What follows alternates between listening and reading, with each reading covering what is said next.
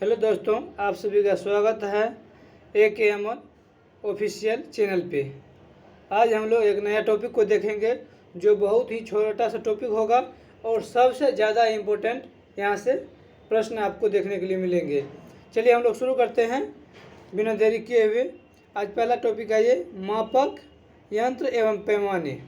यहाँ से ये 10 प्रश्न से प्रत्येक किसी न किसी एग्जाम में एक प्रश्न या दो प्रश्न देखने को मिलते हैं। यहाँ से एक नंबर आप देखिए, इनको एक नंबर पक्का कीजिए।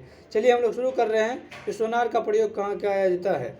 तो सोनार का प्रयोग जो है महासागरों में डूबी हुई वस्तुओं की स्थिति जानने के लिए किया जाता है महासागरों में। अगला प्रश्न है एनीमोमीटर। एनीमोमीटर को हम लोग प्रयोग कहाँ किया जाता है। ये हवाई के वेग की माप को ज्ञात करने के लिए किया जाता है। अगला है एमीटर। सबको पता होगा एमीटर को हम लोग कहाँ उपयोग करते हैं, तो विद्युत धारा मापने के लिए हम लोग एमीटर का प्रयोग करते हैं। अगला है पेरोमीटर। पेरोमीटर का हम लोग प्रयोग करते हैं दूर स्थित उच्च ताप्य वस्तुओं को ताप मापने के लिए, यानी जो दूरस्थ वस्तु है उनका जो हम लोग ताप मापते हैं तो किससे मापते हैं, तो पेरोमीटर से। चलिए अगला है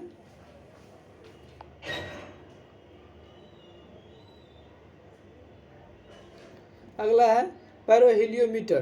पैरोहीलियोमीटर का हम लोग शोर विकिरण को नापने के लिए प्रयोग करते हैं।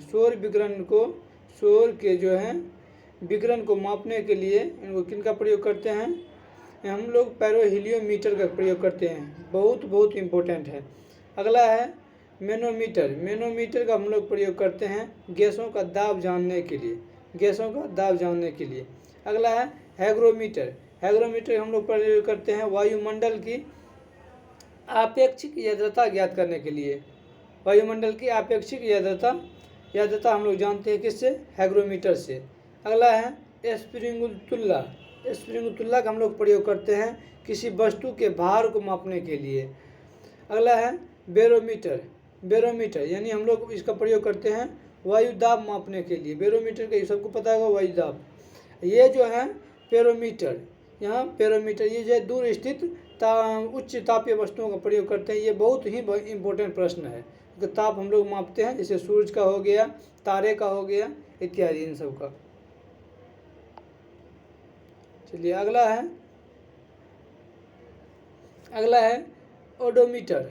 ओडोमीटर का हम लोग प्रयोग वाहनों के पहियों के द्वारा जो तय की गई दूरी, यानी वाहनों के पहियों के द्वारा तय की गई दूरी को हम लोग किससे मापते हैं, ओडोमीटर से मापते हैं। ये ओडोमीटर उसी दूरियों को मापा जाता है। पहियों द्वारा जो तय की गई कुल दूरी होता है उनको हम लोग ओडोमीटर से हम लोग मापते हैं। अगला है ये ओंडोमीटर। ओंडोमीटर का हम लोग प्रयोग करते हैं विद्युत चुंबकीय तरंगों की आवृत्ति मापने के लिए, यानी विद्युत चुंबकीय तरंग जो होते हैं उनकी आवृत्ति जो होता है हम लोग मापते हैं किसमें, ओंडोमीटर में। अगला है रिंगलमैन स्केल। रिंगलमैन स्केल का हम लोग प्रयोग करते हैं धुएं, यानी जो धुआं है उनके घनत्व को मापते हैं किसमें, रिंगलमैन स्केल में। ये जो हम अभी बताए हैं 10-12 पॉइंट, ये बहुत ही इम्पोर्टेंट प्रश्न है। यहाँ से आपको किसी भी प्रकार के एग्जामों में यहाँ से 2-4 नंबर 5 नंबर तो ना सही, लेकिन 1 नंबर पक्का यहाँ से पूछे जाते हैं किसी भी प्रकार के कंपटीशन एग्जाम में। चलिए जो कि इस प्रकार है, आप लोग इनका स्क्रीनशॉट ले सकते हैं, 1-2 बार पढ़ लीजिए, 1 नंबर आप कंफर्म कीजिए। Thank you.